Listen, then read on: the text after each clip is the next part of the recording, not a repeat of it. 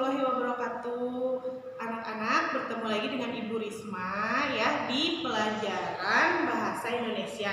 Kita ada di tema 2. Judulnya adalah bermain di rumah teman.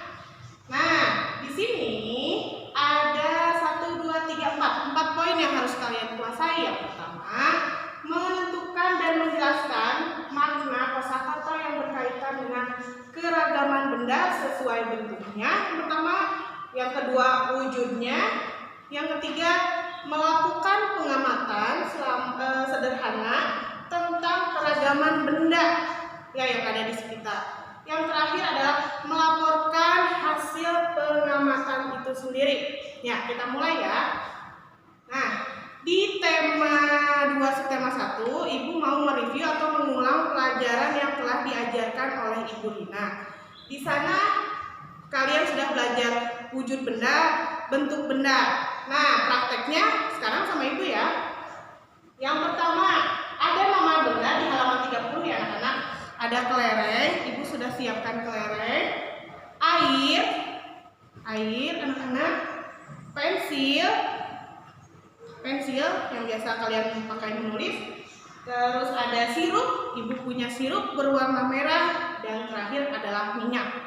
Nah, kalian hanya melihat bentuknya saja, bentuk bendanya tetap atau berubah. Ya, sekarang yang pertama Ibu punya kelereng, kelerengnya warnanya abu-abu ya, metalik ya. Nah, Ibu jatuhkan, kita lihat. Apakah kelereng ini berubah bentuk? Nah, tidak ya. Nih, kelerengnya tidak berubah ya, tetap bulat. Yang kedua, air. Air yang sebelumnya di gelas lingkaran, Ibu pindahkan ke bentuk yang kotak. Airnya berubah bentuk tidak? Nah, berubah ya. Jadi air itu berubah bentuk sesuai dengan tempatnya. Yang ketiga, Ibu punya pensil. Pensil, amati. Digerakkan. Tetap saja pensil. Artinya pensil ini tidak berubah bentuk walaupun disimpan dimanapun. Yang keempat, sirup. Nah, sirup merah ini kesukaan Ibu Risma dipindahkan ke tempat yang berbeda. Volumenya sama, banyaknya sama, tapi dia berubah bentuk sesuai dengan tempatnya. Jadi kotak kan, kesini lagi jadi lingkaran. Jadi sirup ini sama seperti air, oke, berubah bentuknya, tapi volumenya tetap. Yang terakhir adalah minyak. Nih, minyak itu warnanya kuning ya. Ada yang agak putih, tapi banyaknya kuning. Lihat ini. Sama ya. Dia berubah bentuk, tapi volumenya atau isinya itu tetap. Ya, sesuai dengan tempatnya. Berdasarkan kegiatan ini, apa yang dapat disimpulkan? Kamu simpulkan. Nah, berikut adalah jawabannya. Kesimpulan percobaan halaman 30. Kelereng itu bentuknya tetap karena mempunyai sejenis benda padat. Yang kedua, air berubah sesuai dengan tempatnya. Pensil tetap, ya. Sirup berubah, minyak pun berubah. Kesimpulannya, kelereng ya dan pensil tetap karena kelereng dan pensil berbentuk benda padat. Sedangkan air, sirup dan minyak itu berubah karena bentuknya cair. Pasti kalian sudah mengerti ya.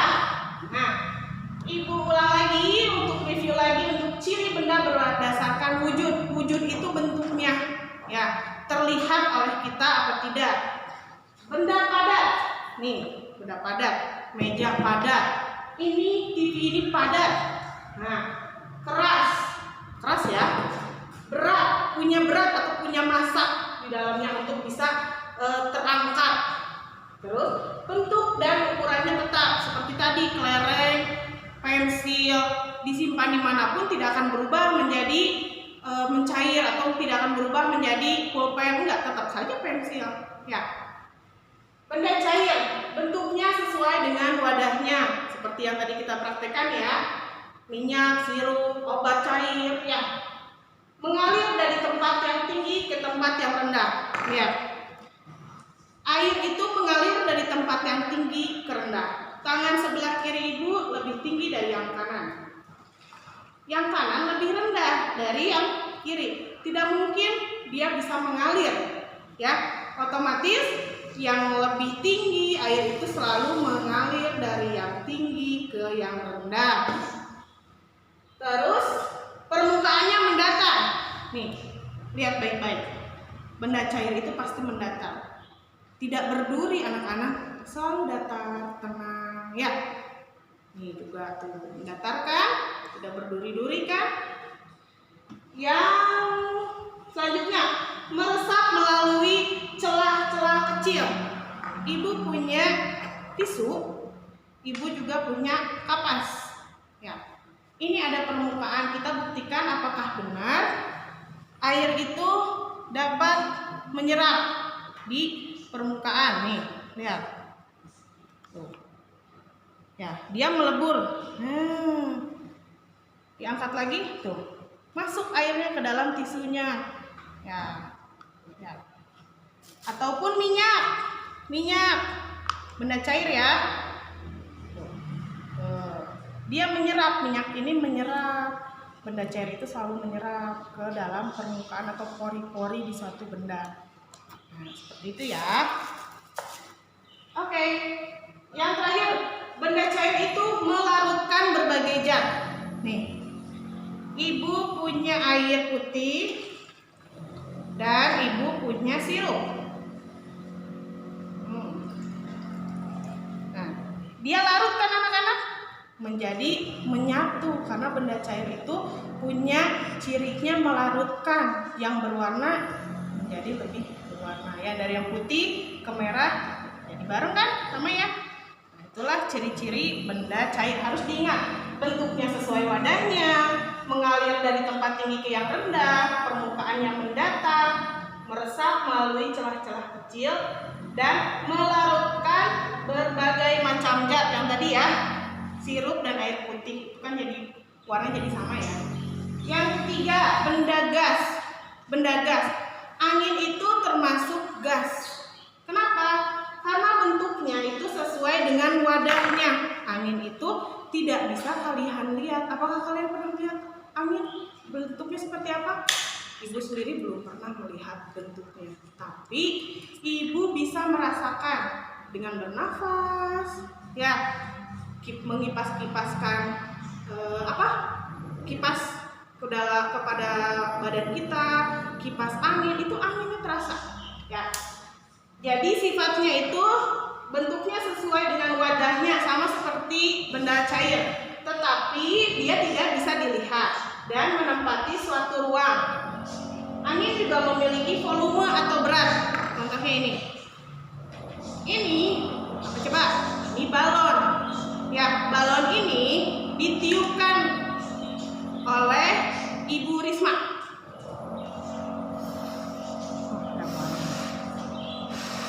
Nah, contohnya ini. Nah, di dalam sini kosong, anak-anak tidak bisa terlihat apa-apa. Ya, tapi bisa menempati suatu benda, itulah angin. Ya, dilepaskan lagi. Nah, tidak kelihatan kan bentuknya seperti apa, tapi bisa dirasakan dan memiliki berat. Ya, kalau gini ringan, kalau ditiup seperti tadi menjadi berat atau langsung ditiup di tali biasanya ya. Oke. Nah, tugasnya kita langsung tugas ya.